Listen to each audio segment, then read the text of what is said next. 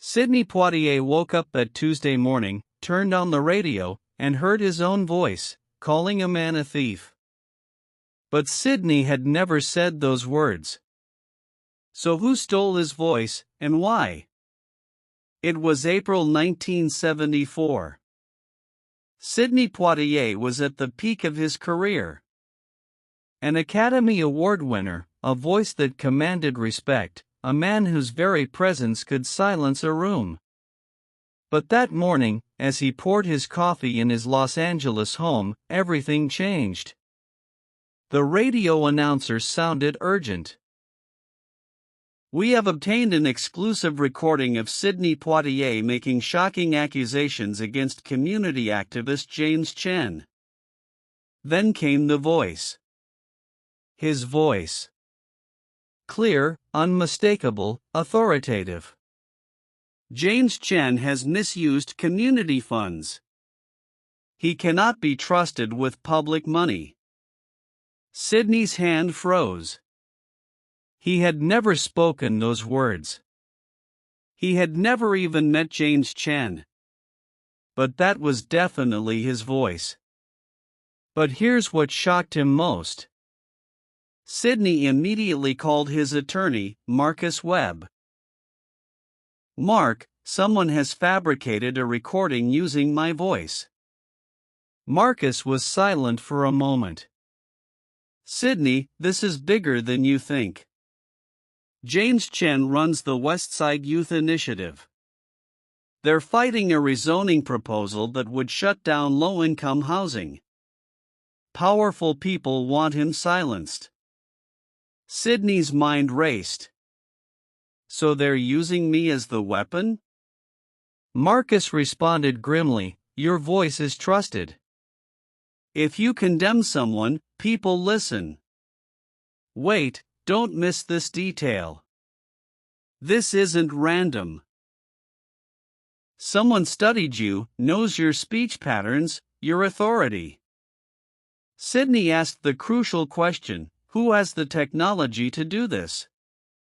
Marcus paused. In 1974? Very few. High-end studios, government facilities, maybe 3 or 4 private companies. This wasn't cheap. And that's when everything changed. Sidney received a call from Richard Haynes, a crisis consultant he'd worked with before. Richard's voice was tense.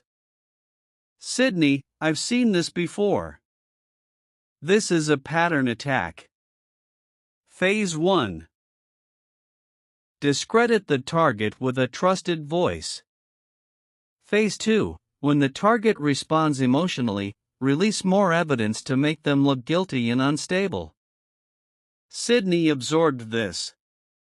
So if James reacts publicly, Richard cut in, he plays right into their hands. They'll have a second recording ready. Maybe you detailing specific financial crimes.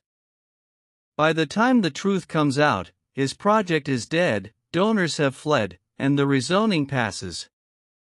Sidney's jaw tightened. Then we don't let him respond. Not yet. You won't believe what happened next. Sidney drove to the Westside Community Center where James Chen worked. The parking lot was packed. Inside, James was surrounded by reporters, supporters, and angry community members. Some believed the recording, others defended him. The room was chaos. Sidney walked in, and immediately, silence fell like a curtain. James looked up, fear and confusion in his eyes. Was Sidney there to confirm the accusations? Sidney raised his hand calmly.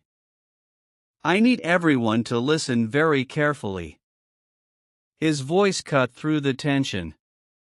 "That recording is not real. I have never spoken those words. I have never met Mr. Chen until this moment. Someone has manufactured this to destroy both his work and my credibility. A reporter shouted, "How do we know you're not just backtracking?" Here's where it gets really interesting.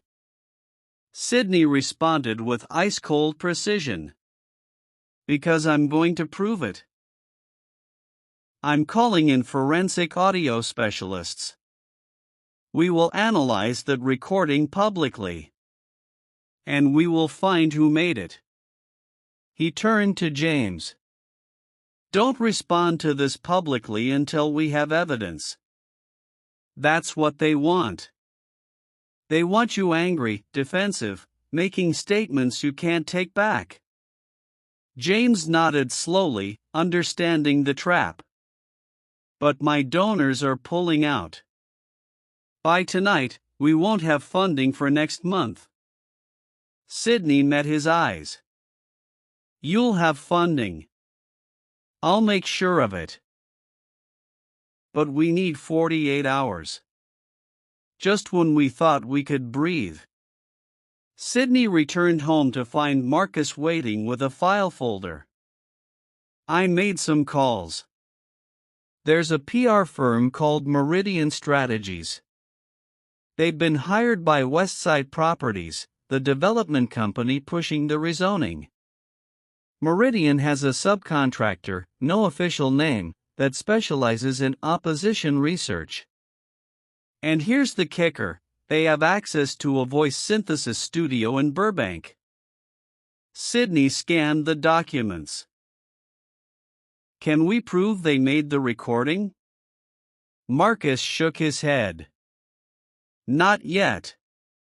But get this, 3 other activists across the country have been targeted with similar fake recordings in the past year.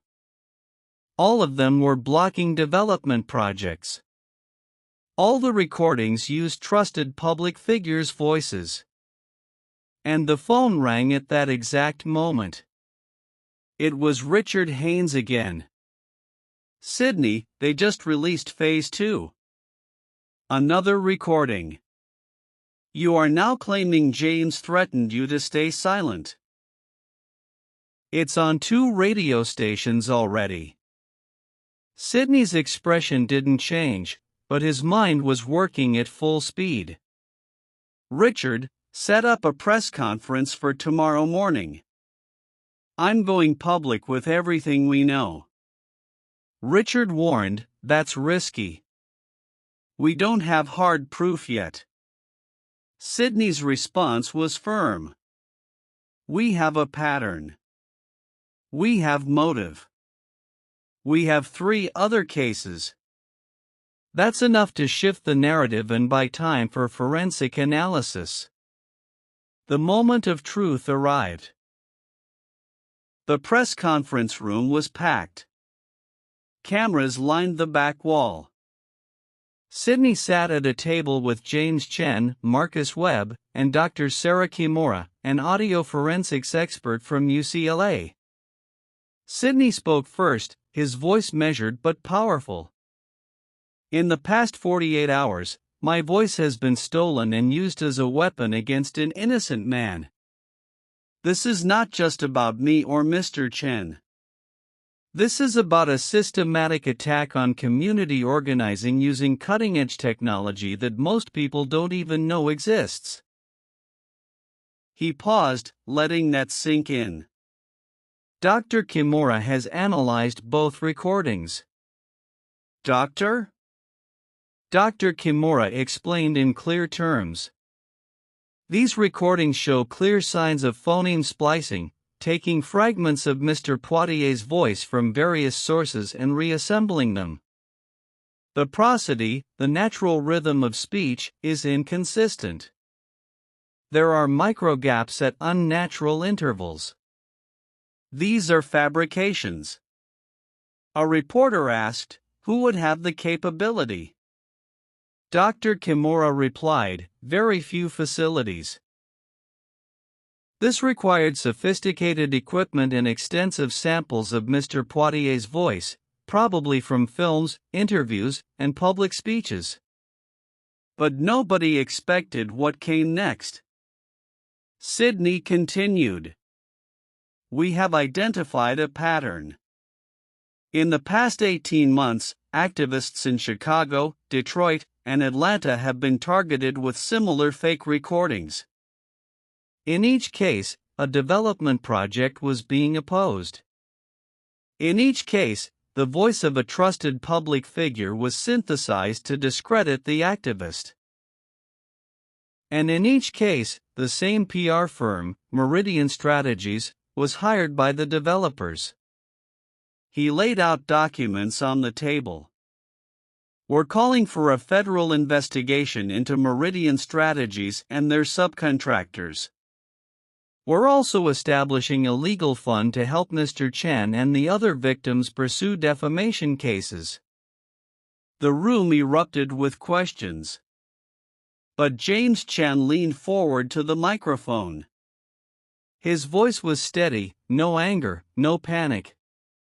I want to thank Mr. Poitier. Yesterday, I almost held my own press conference to defend myself emotionally. If I had, the second recording would have destroyed me. Instead, we waited, we investigated, and now the truth is coming out. This is what they feared most, that we'd stay calm, gather facts, and expose the system. And that's when the real shock hit. One of the reporters stood up. Mr. Poitier, we just received word that Westside Properties has withdrawn their rezoning application. They released a statement saying they're reviewing their community engagement strategy. The room went silent. Sidney allowed himself a small smile. That's what happens when you shine a light on the truth. When you refuse to be manipulated. When you protect each other instead of tearing each other down. Over the next weeks, the FBI opened an investigation into Meridian Strategies. 2 executives were eventually charged with fraud and conspiracy. The voice synthesis operation was shut down. James Chen's youth center not only survived but received a flood of donations from supporters who had learned about the case. Sidney quietly funded the first year of operations himself, though he never publicized it. But here's the final truth nobody talks about. Sidney Poitier could have simply issued a denial and walked away. He was a busy man with a career to protect. But he understood something crucial: his voice, his reputation, was power. And power could be used as a shield for others or as a weapon by those who stole it. He chose to be a shield. He chose to investigate, to wait for evidence, to expose the system rather than just defend himself. In doing so, he didn't just save James Chen. He revealed a nationwide operation that had been silencing community voices for profit. The lesson? In a world where technology can steal your voice, your image, your identity, the only defense is truth, patience, and solidarity. Don't react in anger. Don't respond emotionally. Gather facts. Build alliances. Expose the pattern. Sidney Poitier knew that his greatest power wasn't his fame or his voice. It was his ability to stay calm under pressure, to think strategically, and to use his platform to protect those who had none. That's the real story. That's the shield. And that's what they never expected from him. A final word of advice. In storytelling, especially for platforms like YouTube, the real power isn't in what you say, it's in how you make people feel. This story works because it creates immediate tension, stolen voice, builds mystery, who did it and why, provides emotional connection, injustice against an innocent person, and delivers satisfaction. Truth prevails. When you voice this, let the pauses breathe. Let the but wait moments land. Let the audience feel Sidney's calm power. That's what turns a good story into one people remember and share. Stay strategic, stay authentic, and always protect the truth.